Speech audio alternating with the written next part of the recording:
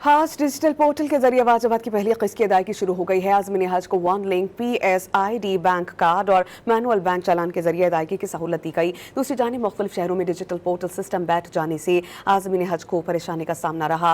हुक्काम के मुताबिक pan card के जरिए 2006 वन लिंक के जरिए 4615 ट्रांजैक्शंस मुकम्मल की गई। 6761 आज़मीन हज ने बजरिया डिजिटल चालान हबीब बैंक में रकूम जमा करवाई। मजमूई तौर पर 13,260 आज़मीन हज ने 8,703 बिलियन से ज़ायद रकम जमा करवाई।